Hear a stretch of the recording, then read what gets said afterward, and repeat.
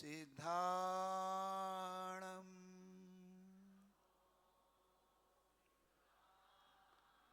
नमो आयर्याणं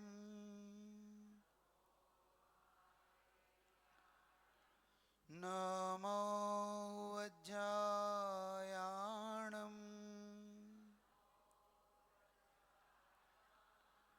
नमो लोये सवसाहुणम्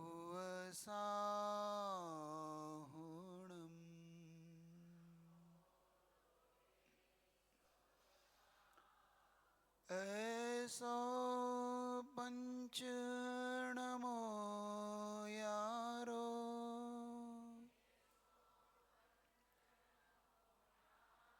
सर्वपावपणाशनो मंगलाणं च सवेसिं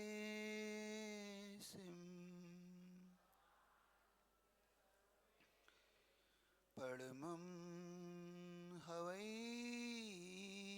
मंगलम्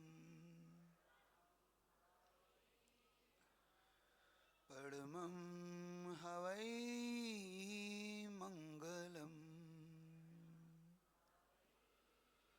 परमं हवै मंगलम्।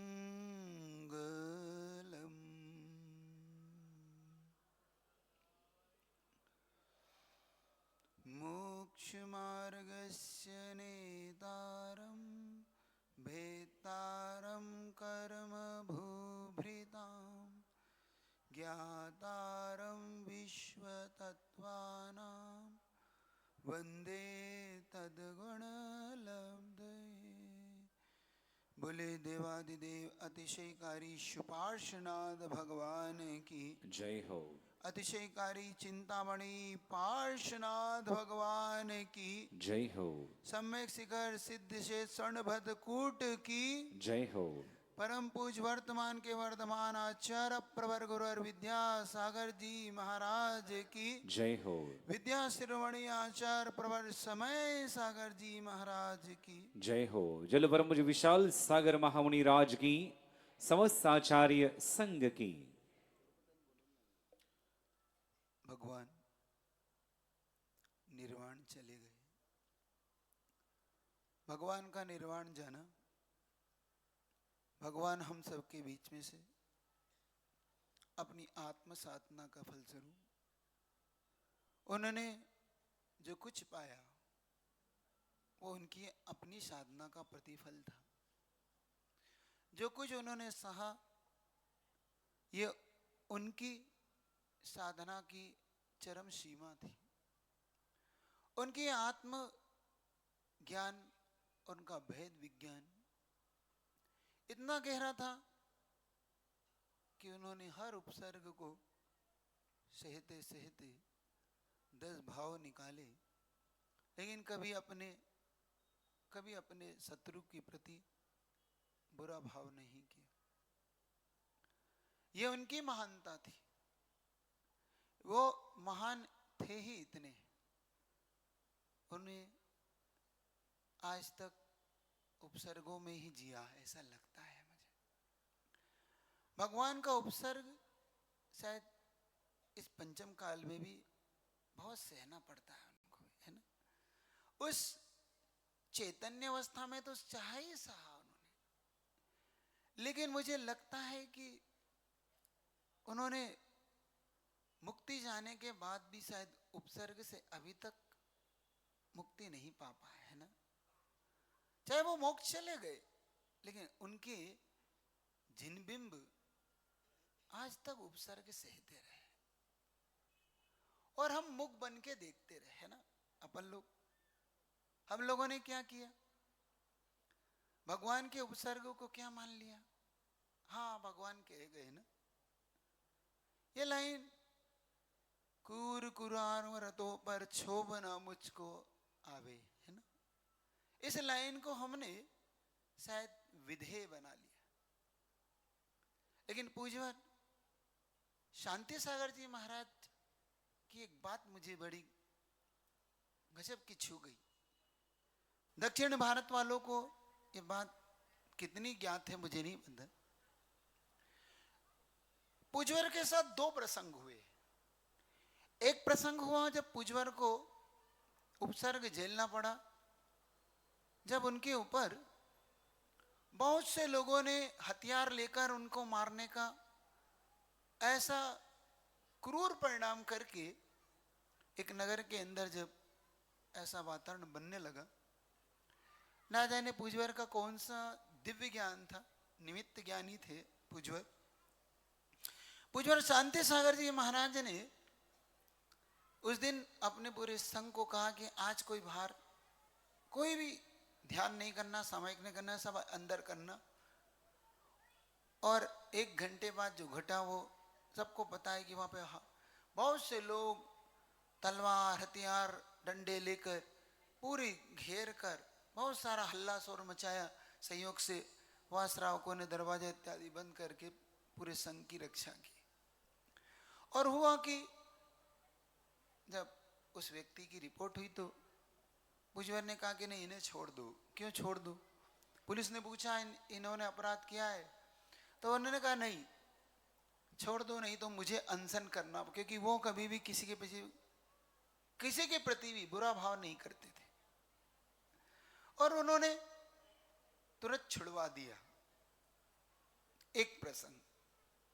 दूसरा प्रसंग, जब लोगों को पता पड़ा कि कुछ लोग फिर से उपसर्ग करने की, और कहीं की घटना उसके बाद की, फिर से कुछ लोग उपसर्ग करने का बुरा भाव कर रहे हैं, तो इस बार जैन समाज ने, सुनना बड़े गौर से सुनना, जैन समाज के लोगों ने हाथ में डंडा तलवार लेके कि कौन देखते हैं हमारे गुरु के ऊपर कौन उपसर्ग करता है, अब सामने आए। तो एक मुनि महाराज कहते ऐसा नहीं करते, ऐसा नहीं करते, अपने लिए गुरु ऐसे बुरे भाव नहीं करना चाहिए, आप लोग को ऐसा नहीं करना चाहिए। तो शांति सागर जी ने क्या उत्तर दिया, ये सीखना इससे। पुजवर ने कहा चुपचाप अपनी सामयिक करो। महाराज जी क्यों? वो श्रावक हैं, श्रावक को अपना कर्तव्य नहीं भूलना चाहिए। अगर जिन शासन की रक्षा करना है तो श्रावक को अपना कर्तव्य करने दो। अगर तुमने इनको रोक दिया आज, तो जिन शासन मिट जाएगा, साधु बोलेगा नहीं और श्रावक चुकेगा नहीं। श्रावक का विरोधी हिंसा का कोई त्याग नहीं है। जिन शासन पे उपसर्ग आ जाए, प्रभु तो उपसर्ग सह गए। याद रखो, पुजवर शांति सागर जी को मानने वाले आप और हम लोग कायर बन के नहीं, ये कायरता है, सहनशीलता नहीं है। ये सामने वाला हमें कुछ भी कह जाए, ये सहनशीलता नहीं है, कायरता है। क्षमा सोचती उस भुजंग को जिसके पास गरल है, ना कि सरल विलित सरल है। क्षमा तो उसे सौंपती है जिसके पास सब कुछ होके भी क्षमा कर देता है, उसे नहीं सौंपती कि हम है ही नहीं, नहीं वो नहीं। आज समझना बड़ी पीड़ा होती है। आज मेरे अंदर की पीड़ा को जानना, जिसके लिए आचार्य पुजवर गुरुदेव ने अपनी पूरी संपूर्ण पूरी साधना शक्ति लगा दी। जानने किसके लिए, किसके लिए लगा दी? और समाज सो रही है, जाग नहीं रही। पुजवर ने जब रैली के अंदर 2022 में पुजवर का शरीर, पूज गुरुदेव के शरीर में एक कदम चलने की शक्ति नहीं थी ना। लेकिन पुजवर ने कोई चीज की फिक्र नहीं की, किसी चीज की चिंता नहीं की, और रैली से विहार करके 600 किलोमीटर सिरपुर पहुंचे थे अंतरिक्ष पार्श्वनाथ। उसकी रक्षा, उसकी सुरक्षा के लिए आचार्य गुरुदेव ने अपना संपूर्ण समर्पित कर दिया। क्या आपको उसकी चिंता है? क्या आप लोग को भगवान पार्श्वनाथ की चिंता सताती है? देखो, उनका सहन करना वो उनकी मानता है, और भक्त की सहन करे अगर गुरु और देवसात पे उपसर्ग करना, तो ये मानता नहीं है, कायरता है। एक बात अच्छी तरह कान का सुनो, खोल के सुनो। पूज्य गुरुदेव ने बिना चिंता किए, बिना फिक्र किए ऐसा विहार किया, और सिरपुर के पार्श्वनाथ भगवान भी गजब के, कि जिनकी एक कदम शक्ति नहीं थी, 600 किलोमीटर तक का पूरा निरंतर विहार करा के सिरपुर पहुंचा दिया। गजब। और गुरुदेव ने वहां रह के, कष्टों में रह के, सुनना, वो धर्मशाला में देख के आया हूं, कभी देख के आना। वहां पानी की क्या स्थिति बनती है चातुर्मास में, कितना कीचड़, कितनी गंदगी रह गई है, लेकिन गुरुवर ने कभी इसके लिए चिंता नहीं की, रोड की भी चिंता नहीं की। गुरुदेव को एक चिंता थी कि किस प्रकार से हम भक्तों के पार्श्वनाथ भगवान मुक्त हो जाए और उनके दर्शन हो जाए। लेकिन हम भक्त कम वक्त है हमारे पास, है ना। हम भक्त नहीं कि कम वक्त है, क्योंकि हमारे पास वक्त नहीं है ना। आपके पास वक्त है। पूजवर के आशीर्वाद से वहां पर पूज्य 2 मुनि महाराज चातुर्मास रथ है, पूज्यवर सुपार्श सागर महाराज, जिनकी साधना और जिनकी कठोर तपस्या और जिनका वात्सल्य देखकर आज पूरा महाराष्ट्र कह सकता है सुपार्शनाथ भगवान सुपार्श सागर जी महाराज बहुत गजब के महाराज। मैं उनसे ज्यादा टच में नहीं हूं, मैंने उनकी ज्यादा दर्शन भी नहीं की, क्योंकि मैं जब संघ में प्रवेश किया, जब तक महाराज का इधर विहार हो चुका था। बाद में मेरा आज तक मिलना नहीं हुआ, आज तक। लेकिन मैं क्यों कह रहा हूं ये बात, जब आप महाराज मिले ही नहीं हो उनसे, आप उनको जानते नहीं हो, लेकिन मैं इस दावे से कहता हूं कि सुपार्श सागर जी महाराज ने अपनी वात्सल्य की और अपनी साधना से जो कीर्ति स्थापित की है, वो अद्भुत कीर्ति है उनकी स्वाध्याय के प्रति। बहुत, जब उनके पिताजी आज कल आए थे, जब मैंने देखा, और हमारे एक और साथी सहज सागर महाराज, वो भी सहज है, अच्छी स्वास्थ्य की कमी के बावजूद भी गुरु आज्ञा पालते हुए उस सिरपुर में दोनों महाराज उस भगवान पार्श्वनाथ की तो कहूंगा ही कहूंगा, और उससे भी बढ़ के पूज गुरुदेव के सपने को लिए वहां पर चातुर्मास कर रहे हैं। ये तालियों से काम नहीं चलेगा, इन तालियों से मैं खुश भी नहीं होता कभी। मुझे काम चाहिए, बस एक प्रण करो, वहां पर दोनों महाराज और एक और मूर्ति लाहन पर कीर्ति महान, है ना। महाराष्ट्र में कहावत है ना, मूर्ति लाहन पर एक और हमारे संघ का उस समय ब्रह्मचारी तात्या भैया जो अकेले वहां किले लड़ा रहे हैं। बहुत छोटी सी हाइट है, टोपी पहनले तो सिर ढक जाता है, देखा मैंने, अभी आए थे उस दिन, छोटी सी हाइट, लेकिन गजब है। और उनके ऊपर 20-22 ऐसे केस, उनके ऊपर धक्का धुक्की, रक्षा करने के लिए वो पूरी तरीके से वहां पर, अभी आप लोग गए भी थे, लेकिन मैं किसी व्यक्ति विशेष के लिए कुछ नहीं कहना चाहता हो, उनकी आस्था का विषय है, लेकिन हमारी वितरागता, हमारे वितराग प्रभु को कोई उपसर्ग करे और हम सहन करें, यह संभव नहीं। जो आदेश कोर्ट ने दिया उसका पालन होना चाहिए, कोर्ट के आदेश की अवहेलना की बात नहीं है, लेकिन हमारी आस्था, हमारा विश्वास, ये भारत की भूमि 500 वर्ष पुरानी उन मंदिरों को वापिस से स्थापित कर सकती है, तो हमारे भगवान को आजादी क्यों नहीं मिल सकती? मैं पूछता हूं। है वहां पर 500 वर्ष पुराने मंदिर स्थापित फिर से कर दिए गए, ये उन्हें राइट है, हमें राइट नहीं है हमारे भगवान दर्शन करने का, हमें अधिकार नहीं है। वहां पर ब्रह्मचारी तात्या भैया और अपनी पूरी क्षमता और साथ वहां पर पार्श्वनाथ भगवान की भक्ति, पार्श्वनाथ भगवान की हर तरीके से वो वहां पर जो कुछ कर रहे हैं वो आप सबको पता ही है। मेरा एक बात आज आपसे कहना है, बहुत अच्छे से समझना, सुनना, सीखना।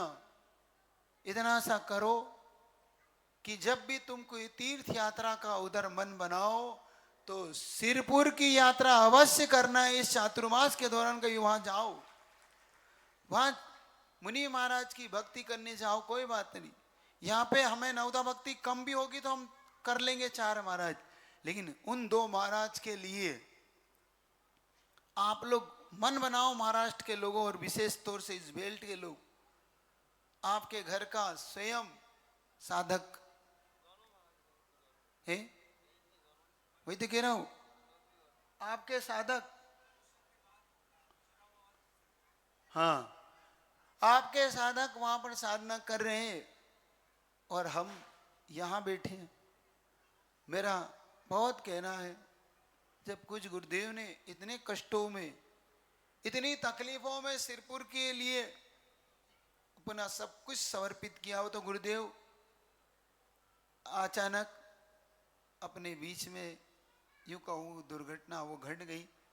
वरना मुझे पक्का विश्वास था कि इस बार का चातुर्मास सिरपुर होके रहता गुरुदेव का, कि पक्का विश्वास था।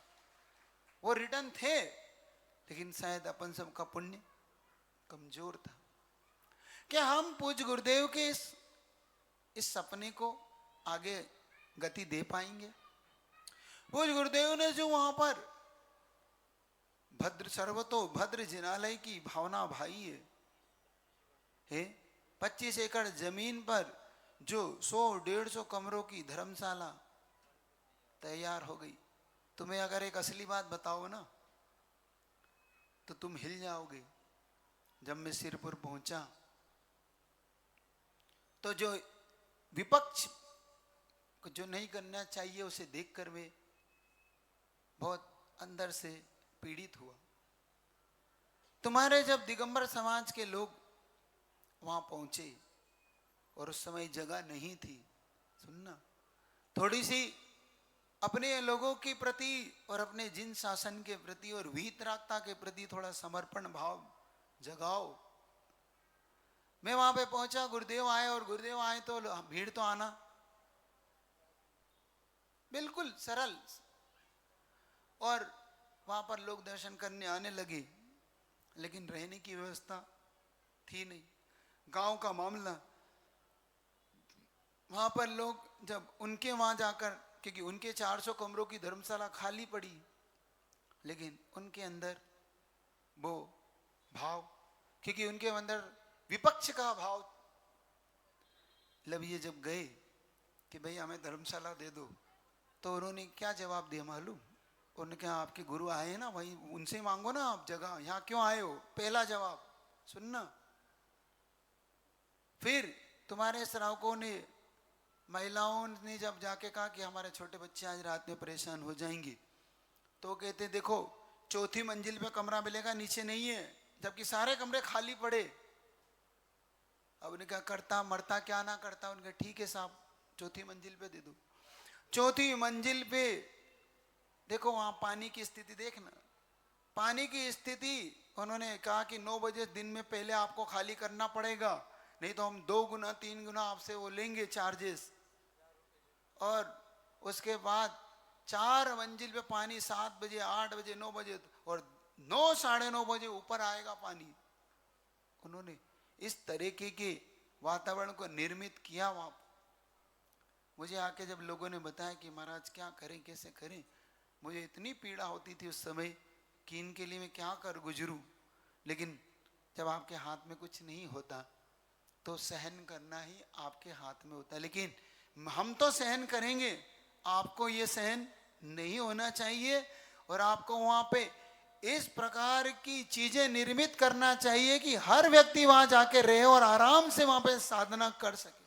गुरुदेव के उस सपने को गुरुजी ने कभी भी किसी चीज की विरोध नहीं की है, लेकिन उन्होंने अपना सर्वस्व वहां पे समर्पित किया है।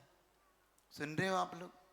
क्या आप वहां पर जाने का भाव कर सकते हैं? यहाँ के लोग जो बैठे हैं पांडाल में, एक बार सिरपुर के दर्शन करने, एक बार अपने मुनि महाराज की उस साधना में और मुनि महाराज की उस बात को लेके मन बनाओ कि नहीं महाराज, प्रभु पर उपसर्ग है हो रहा है, वो हमें मंजूर नहीं है। हम अदालत से विरोध में नहीं है, कोर्ट से विरोध में नहीं है, लेकिन हम अपने प्रभु के दर्शन क्यों? क्योंकि कोर्ट को ये पता है कि दिगंबर लोग दर्शन करने आते ही कितने से हैं, क्योंकि आपकी संख्या ही नहीं जाती, और संख्या नहीं जाती तो वहां कोर्ट कहती है आपके लोग ही नहीं आते। सुन रहे हो? आप लोग वहां दर्शन करो। और हर वेदी में दिगंबर लिखा हुआ है। अब तो क्या क्या होने लगा, अभी तात्या भैया से पूछा था, महाराज 15 वेदी स्पष्ट दिगंबर लिखा हुआ है, लेकिन अब उस पे भी कुछ ना कुछ छेड़खानी होने लगी। नीचे जो क्षेत्रपाल है अब उनके प्रति भी बुरा भाव करने लगे।